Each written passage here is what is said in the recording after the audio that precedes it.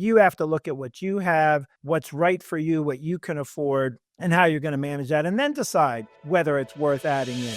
Welcome to Tell Your Boss I Quit with me, Pete Gutekunst, the podcast where we help you financially bridge from where you've started to the life goals you've imagined.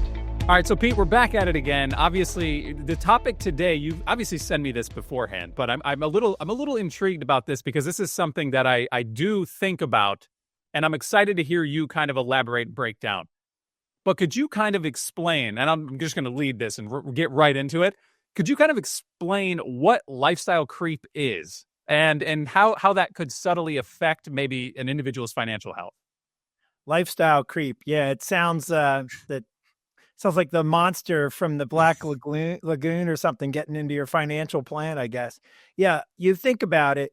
I sit down with people who aren't yet retired. Maybe they've got a little bit of a longer runway and living a pretty good life. You've got good income. Everything's going just fine.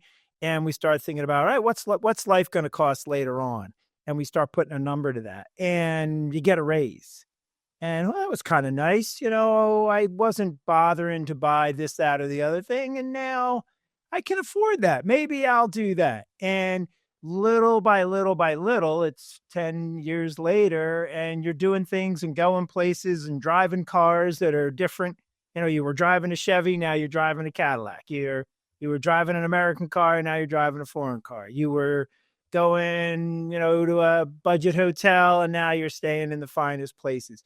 And little by little, it just becomes the way you live and what you're comfortable with. And the problem with that is, one, if you were making a plan on what you were going to spend in the future, that's constantly changing. But sometimes it doesn't feel real good because when you do something special, that's rewarding. But when things just sort of creep in like that, the next thing you know, you're driving that special car, but it's still just a car. And that can be kind of a challenge in managing your finances. So I do think that this is something that people are aware of, and they're like, when I make more money, everything will be easier, right? And it does subtly happen. I'd like to think I'm thinking ahead, and because A, we're going to have this conversation, and you're kind of educating me on this, but B, I just feel like if I'm making more money, I'm trying to save more money, right? Like I'm trying to find a way to pocket that away. What would you say are maybe some common signs for people who might not be aware that this lifestyle creep is happening? What are some common signs that they could be looking for that they might not immediately recognize? I think what happens is when you have this lifestyle creep situation, you just said it, you're going to save more. Well, are you increasing your contribution, say, to your employer retirement plan so you never really see it? Or is more money coming into your account so you're, quote, saving it? I call it deferred spending a lot of times. When it comes in and you got this extra money, you put it over in the, quote, savings account. And then, hey, let's take a nice special trip. Poof, your savings gets spent on something else. That's why I call it deferred spending. So that's the challenge is, I think if you start to make more, you do need to increase what you're contributing. You do need to increase your savings. So don't let your increase of income all get spent. Increase your saving, and not just as a percentage, but your lifestyle. If you can kind of keep it the same and only grow it a little bit, that's the challenge. Is you get this extra, I make 10,000 more than I did last year. Let me spend 10,000 more. Maybe save 6 or 7 and spend 3,000 more. You still improved your lifestyle, but you didn't, get into this zone where it's just getting more and more and everything's getting spent. So I know obviously you did just kind of talk about it there, but I do want to isolate this question because it is, I feel like, what people want to hear. They need to hear is, what would you say are maybe some strategies that you would recommend for people who maybe are beginning to kind of notice this lifestyle creep and can try to get ahead of it?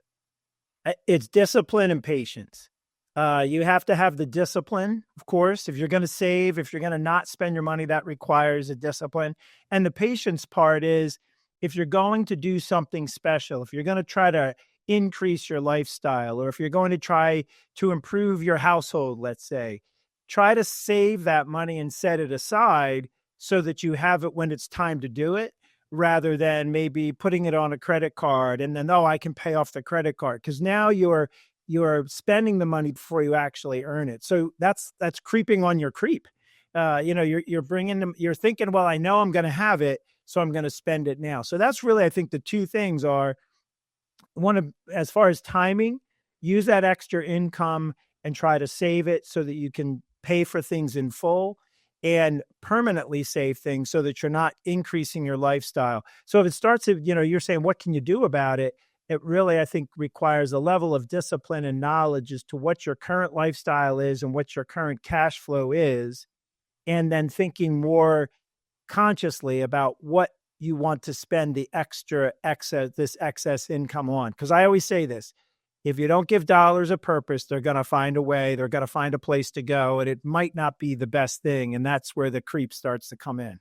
Yeah, I 100% agree with that. And let's dive a little more on creeping on the creep, because I think that's A, it sounds funny, and B, that's an underrated factor in this, is that lifestyle creep is a thing, but there are so many things being promoted that say, hey, your paycheck's there, man. You might as well have it now, right? So that they're like encroaching on the already, like, your budget already. So you have to budget for your budget. Can you kind of speak to those things and maybe how to stay away from those? I think what you really, really want to do is you want to try to live your lifestyle so that you're, ideally, in a perfect scenario, you want to be saving money for next month, not living paycheck to paycheck. And, I don't think anybody wants to live paycheck to paycheck, but, if that's where you are, what you need to do is, as more income is coming in, think in a way that this is for next month so that you've got a little bit of a cushion. And that's where you can avoid this creep on the creep. Because what happens is, if you budget yourself that you're going to pay, say, a certain amount on your credit card, and, well, some months I'll spend more, some months I'll spend less, and it'll all average out to the same and everything will be fine. Well, the reality is, some months you'll spend more, thinking that in the future months when you spend a little less, you'll pay it down. But then the next month comes around, well, I'll pay off what I spent this month and a little bit of what I did the month before. And the next thing you know, you have this balance that's creeped upon your credit card.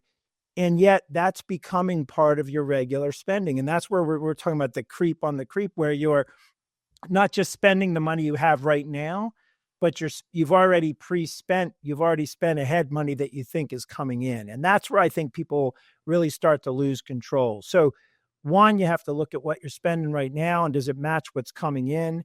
And then can you live on a little bit less there? You always want to have a cushion, not the belief that you're going to have a little bit extra later on. So how are you having these conversations with people who maybe say are approaching retirement and then kind of coming to the realization that lifestyle creep is a factor in when they might retire, or just their retirement plan in general?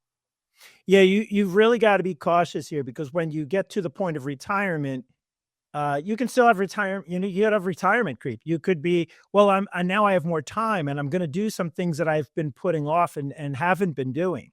And so all of this comes back to measuring what your spending is going to be. So if you're working and you know exactly what you are spending, the luxury of that is, there's another paycheck coming in next month, and you can kind of, if you miss the mark a little bit, you can kind of fix things. When you're in retirement, though, you don't have that luxury. So you really want to think about, this is what my lifestyle costs, and then add on in pretend. So now we're pretend creeping. Now we want to add it on and say, well, okay, what if I were to spend an extra week, instead of 1 week in Florida, I'm going to spend 2 or 3 weeks, and add that to your lifestyle. So tack it in there and measure it. And is that something that you're going to be able to accommodate? On the flip side is, you want to be really careful. I think this is what I see when people are getting close to retirement. I'm retired. My friend's retired. My friend is doing this and going here and drives this kind of a car. Why can't I do that? I should be able to do that. And you have no idea. If you have no idea what that person has in savings, you have no idea what their pension is and what their Social Security is, how much money they have, whether they inherited money, whether they've got a huge credit card balance that you don't know anything about and you want to stay away from. That's where I think you have to be careful with it, is you don't want to try to keep up with the Joneses or even compare yourself to the Joneses. It's got to be your own personal spending plan. Yeah, and I will say that, you're talking near retirement and retirement age. That, what you just said, it transcends every lifestyle, like everybody who has a job, especially with social media nowadays. And I know we've talked about this in the past. Mhm. Social media is the ultimate lifestyle creep. I don't know, like they're Yeah, influencing lifestyle creep because, like you yeah. said, you're comparing yourself to other people, and you're like, man, if I Mhm. could just do this, it'd look really cool. Like, man, I want to be that.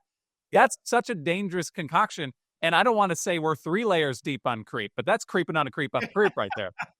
No, you're absolutely right. I think that's what happens is you start to see things around you and just think that's what everybody has and that's what lifestyle costs. And no one really knows what trade-offs or sacrifices another person has made. So it's really important to that's where it comes back to that patience and discipline. You have to look at what you have, what's right for you, what you can afford, and how you're going to manage that and then decide whether it's worth adding in. And keep this in mind. I think this is really important. Somebody might have a really really nice car, but they, you know, go to Chipotle. That's like fine dining for them. And someone else, you might really love to go out and treat yourself to, the Capitol Grill or some really nice place like that, and yet maybe your car isn't quite as nice. You have to think of it in all 360-degree view. What is it that matters to you? And those are the things that then you elect to keep in or take out. And some people are just more frugal than others. And so when they want to do something special, they have the resources to just do it. And it creates the appearance that that they can just do whatever they want. And you're like, oh, I should be able to do it. You got to make it your own. I think that's really important in your planning is this isn't a cookie cutter process. You've got to make it your own because everybody is a little bit different. How do you handle conversations with maybe, say, couples that come in and talk with you where one person might be frugal? And I think this is probably a lot of the cases where one of them is extremely frugal to the point of almost detrimentally frugal to Mhm. what the other one would like to do. And the other one is pulling so hard in the other direction. How are you mediating that to kind of keep them on their path? Yeah, that is really you're spot on. Is that you've got one person who's a risk taker and they want to invest in a certain way, and the other one doesn't want to even go near that kind of the thought. One person really wants to travel more, and that's where they want to spend their money. Another person just wants to stay at home just because that's what they like. Yeah, and it really, as like I said, it comes back to what matters most to you. So the mediator part of it is you have to decide what makes sense for you. I think it's really, and I think this might be where I have a little bit of a different kind of conversation than some other financial planners. I really like to talk about what matters to you and leave the dollars out of it. Are you doing this because you want to do it, because you like to do it? Your spouse likes traveling to the mountains and you like going to the beach. And so you kind of do a little bit of a trade off. Think about why you're doing it and then start to put the dollars around it. And sometimes it's, hey, my thing is really a lot more expensive than your thing. So maybe we'll only do mine once or, every few years. And yours is a kind of an every year kind of a thing. But those are the kind of conversations I think if you have them by purpose first, then the dollar decisions are easier to make. I always caution people, don't make a decision because you think you can't afford it. Talk about whether it matters and if it's really important, if you really would like to do it, then measure, is it something I can afford? Or am I letting some of this lifestyle creep get in the way?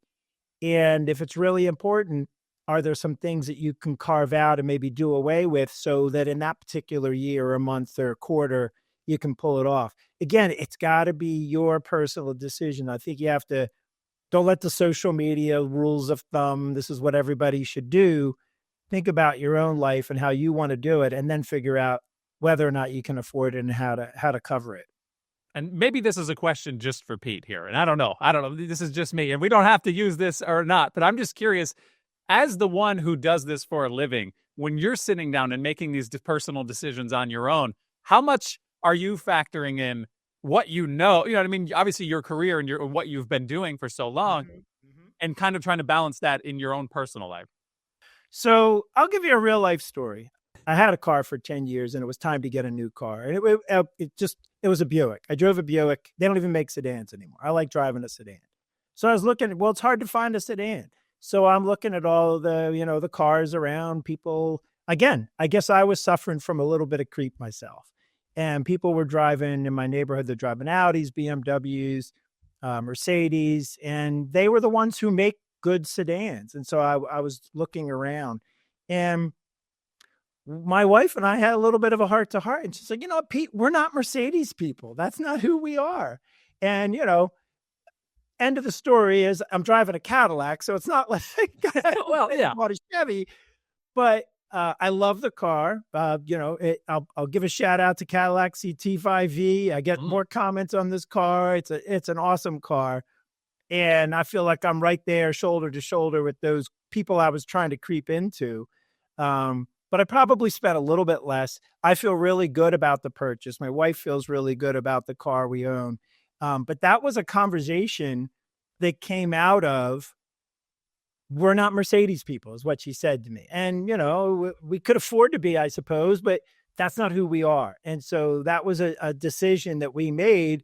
And it turned out to be a better financial decision because it was, you know, I didn't spend as much on the car and everything else. It's in so many ways. So happy wife, happy life Yeah. kind of thing. Everybody, it all worked out. Yeah, absolutely. No, and I think that story obviously speaks to what you're saying about coming to the grips of what factors matter to you in your life, and if you could, the sooner you can do that, the better. I feel comfortable in myself. We got a minivan. We have we have one kid, another kid on the way. I want to ride this thing till the wheels fall off. I love this car. I don't care what people see me driving in. I'll drive in this minivan for the rest of my life if I have to. It's as 100%. I'm happy with Yeah, that. and you know what? That's back to that couples conversation where you were talking about. I think that's a conversation I have with people. Do you drive your cars until they die, or do you always like having a new car? Because people say, should I buy or should I lease? All of those kinds of things. If you're going to drive a car, until the wheels fall off, that's not a good, bad, right or wrong decision, but that's the way you live your lifestyle. And so maybe you can do things that someone who's constantly buying the newest, greatest, most expensive car can't do. And that's where, you're avoiding the creep because you're being practical, and that's something that you want and it serves a purpose. And we were minivan drivers when the kids are little too. So I know where you're coming from. And that's exactly right. But there are other people that's just not who they are, and that's not wrong, but you just have to recognize that that spending has to then give way somewhere else, unless, I'm saying all things being equal, they're the same as you. There's a trade-off that has to be made there. And that's okay. You just have to talk it through. That's really the thing where you got to that's how you're keeping the creep out. I'd like to give a shout out to my dad real quick, and I know he probably won't ever hear this, so this might not even make the cut. The reason I'm like this with the vehicles that I have is because I saw what he did with vehicles, and this man would burn through vehicles faster than anything I've ever seen in my life. Or I think that was, like you said, that was his mindset with the lifestyle creep. Was like his value was directly tied to a vehicle, or and that's how it goes. Somebody's value might be tied to a boat or all Yeah. these little things, whatever it might Mhm. be. And coming to grips with what you feel like value is, or whatever makes you feel good, and then Mhm. trying to balance everything else to level it out is really the Yeah. strategy at play there. Yeah. I mean, you all have your thing. I mean, every time I'm on camera with you, I've got my tie on, and I have nice suits. That's my thing. I like nice suits. And I meet people, oh, I would never spend a lot of money on a suit. That's okay. But there's things that I'll do that they'll do that I think are absurd. And why are you spending so much money on that? And it's all that you have to decide what's right for you, what works for you. You had a great mentor or inspiration in your dad, and that's going to carry a long way. But I also think you need to recognize that in yourself sometimes is we have to frame why we do the things we do. If you had a parent who was just spending money like a drunken sailor and wasn't good with their money, and you're kind of doing the same thing, and you see that they're struggling later in life, you can't just say, "Oh, my dad taught me to do it this way, and that's okay. I'm going to do it." You also, you recognize a great thing, and shout out to him. But on the flip side, if something isn't quite right in your past, you need to recognize that and try to work on that. You can't, just say that's the way it is. All right, so one more thing on lifestyle creep, and then we'll pivot the conversation because I want to factor one more thing into this conversation. How would you say that in inflation and maybe high interest rates, obviously that's a big topic all over the place, but Yeah. that factored into the lifestyle creep? How are you kind of helping individuals or advising them to kind of manage their spending to avoid the lifestyle creep in those areas? Well, that I think right there is the key is people will, if I meet somebody who's younger and we're looking at, well, what are you going to need in retirement? And why don't we, we'll run it through and run some kind of an inflationary and say this is what it's going to be. But we also have to recognize they are going to make more and they're going to want a little more luxury in their life than maybe, you know, the minivan lifestyle is at the time. And so that's part of it is you have to be aware, but I think you always have to save and prepare for the what you know. And I don't think you want to prepare for the thing that you think it's going to be. What things are costing in the last 10 years is significantly different, is greater. And so that's really what we have to, guard against and constantly measure. What would you say to people who maybe have dual income households? And obviously, many people are kind of bringing in maybe at that point higher income when obviously you combine it because that's how numbers work. But maybe you kind of hear that those same people maybe don't necessarily feel like they're becoming quote unquote rich. What exactly is going on there? And I guess that might be a factor in the inflation issue. Yeah, what you're seeing now, there's a term. I forgot. I think the Wall Street Journal just ran something, but this is a coin term from some time ago.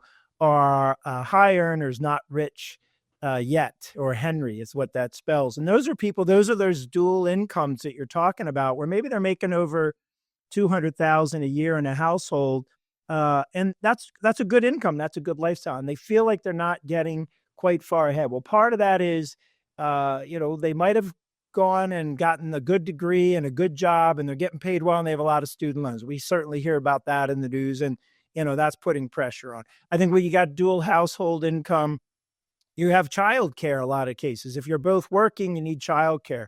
I see people who have extra mortgage payment per child in the first few years, of their children's lives before they get to kindergarten or, going to regular school during the day. So that's another cost that's kind of drawn against this. But the reality is that we went through a period of time where prices really weren't going up nearly as much.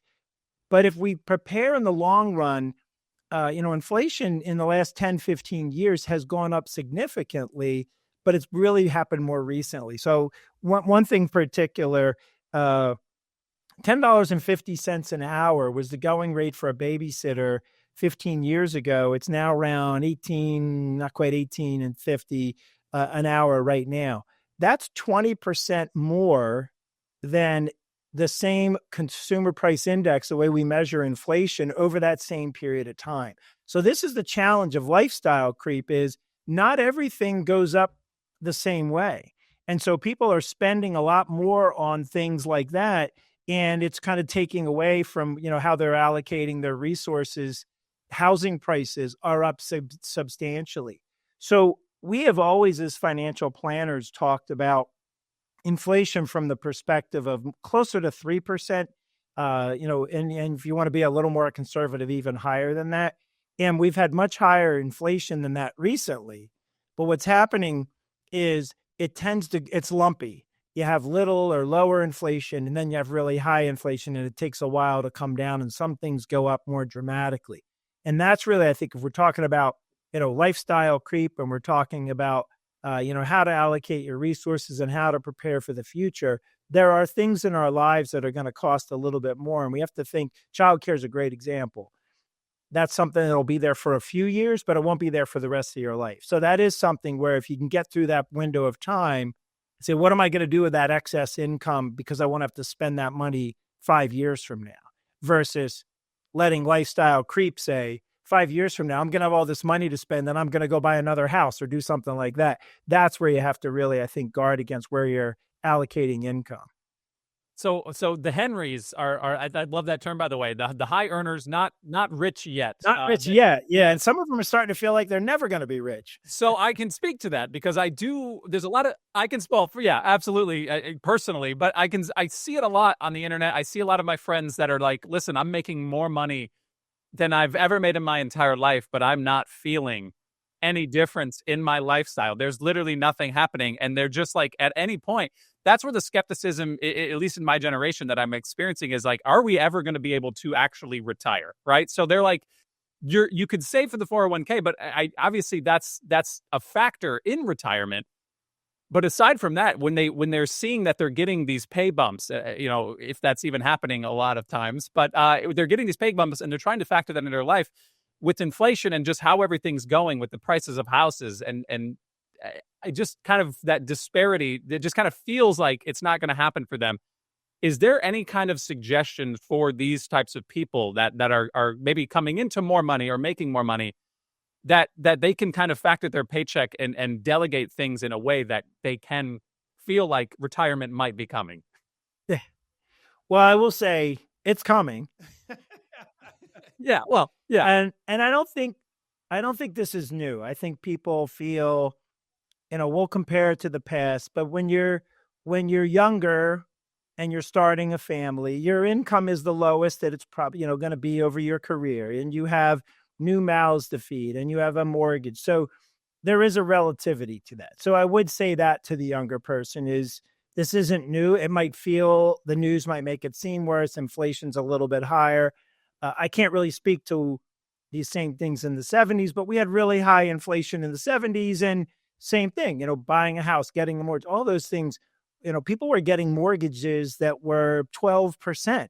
And as high as rates are now, that kind of blows your mind to think about. So how do you manage for this is one is we started out by talking about this lifestyle creep. I think you have to determine and set your lifestyle, not what you hope or want it to be, but manage it is this good? Am I good the way I am? And as you accumulate and make more, that's where you start to free up the opportunity. So you were asking me for personal stories earlier about myself.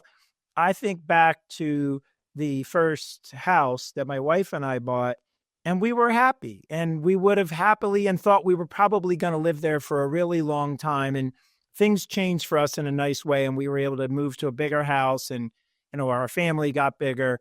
But we didn't start out thinking, we're going to get that bigger house. We were living our life as though that's where we were going to be. And I think that's where you have to stay grounded in that and not let yourself get ahead in your planning. So we didn't think we were never going to retire because we thought we could make it work if that's where we were going to be. And so things got better and so forth and so on. And that's how you have to plan is you have to do enough, but not overdo it, I suppose. But as things improve, as cash flow frees up, back to that childcare, if you're spending $1,000 a month or more on childcare and then your kids go to school and you're not paying that anymore, don't find something to spend it on. Find half or 3/4 of that and save it for the future. That's really, I think you can plan ahead for where the excess income is going to go. You can see that the excess income is coming.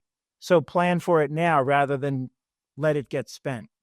So one more note on 401ks, because I do want to talk about that a little more specifically in this aspect where people they're like I said, they're making more money and they want to figure out what's the best way to save for their retirement at this point and try to maintain some sort of lifestyle. Yeah. Is there a best practice when you're in this stage where it feels like it is the high earner, not rich yet? Yeah. Should they just be socking everything into the 401k? Is there kind of a balance that should be shifted there? What would be the plan for someone in this scenario? Yeah, I think if you're starting out, I would say that I said, because we have a lot of our clients that introduce us to their young kids who are starting out. So the first thing is, yes, try to save as much as that paycheck as you can, because then you're set. That becomes your lifestyle, and then you can live on that high savings amount. A lot of plans now have not only a mandatory enrollment, but a minimum amount that you contribute, then it'll automatically increase every year. So let those increases kind of go. But, rule of thumb, I don't know if I've, you referenced the Richest Man in Babylon, but, that's a book. Basically, all of these little books that have been around forever say, spend less than what you make. And one of the rules of the Richest Man of Babylon is save 10% of what you make. So should you put 10% in your 401k? Maybe, maybe not. Maybe you start out with 5 and incrementally increase that. And I think that's what you need to do is as your income is increasing, don't continue to put in 5% of your pay, but now you're making more. So increase your contribution amount as well. So if you're doing 5, do 6%, but you got an increase in pay. So it might not make too much of a difference in what your net is. And I think that's really where you have to gradually work into some of these things. But you want to balance it. You don't want it all in your 401k, but you want to try to permanently pay yourself first when you're saving, at the early stages, and try not to deviate from that. The best thing you can do is save $50 a month. If you're young and starting out, save $50 a month and try to increase it. Don't ever say, when I can afford to save $1,000 a month, I'll start saving, because it'll never happen. That's really, I think you got to build into these things and increase them as you go along. So, Pete, obviously we talked a lot today about multiple different things, but can you, factoring in lifestyle creep into kind of the lifestyle that people are living, obviously being high earning, not rich yet? We're learning a lot of new terms today, creeps and Henry. But I think a lot of this pertains to a lot of people. Like, I think they can kind of see the paths to these different types of topics. And I think it speaks to what you're seeing out there in the real world. What would be the last final advice for these type of people that you can kind of send them off and say, look, be on the lookout for this, and you'll be good to go? You've got to know what you spend. I always say this over and over and over again. I think that is so, so important, because you're not going to be able to save if you're putting money on credit cards and saying, I'm going to pay them off in the future. You're not going to be able to save if you're, putting every little penny that you earn into, every single month of spending, especially when you know that there's an expense that's going away. When your car payment's done, take advantage of that new excess money. Take advantage of that new excess income that you have. Don't find some other place to spend the car payment on. When your kids are done with daycare, don't find some other thing for that money. Don't be thinking about what you can spend your money on. Think about my lifestyle today. How do I feel about my lifestyle? Is it good? And I know, am I happy in this lifestyle? Am I happy in the little house that my wife and I were in at the time? If I'm good, then keep going that way. And then when you have that excess cash flow, remember, be patient and be disciplined. So be disciplined. Just because you have it doesn't mean you should find something to spend it on. And be patient. Don't try to, rush things or think I'm going to have it next month or next year or something like that. Those, I think, are the real critical things. That's how you keep lifestyle creep from finding its way in and start living too high on the hog and figuring out, finding out that you can't manage that. And that's how you're much happier and living a much more fulfilling life if you plan that way. And you know what? At the end of the day, you'll probably find out that you have more because you'll plan right. You'll have excess income. You'll be able to do things at the time you would like to do them because you prepared, rather than figuring out how to pay off the things that you never should have done in the first place.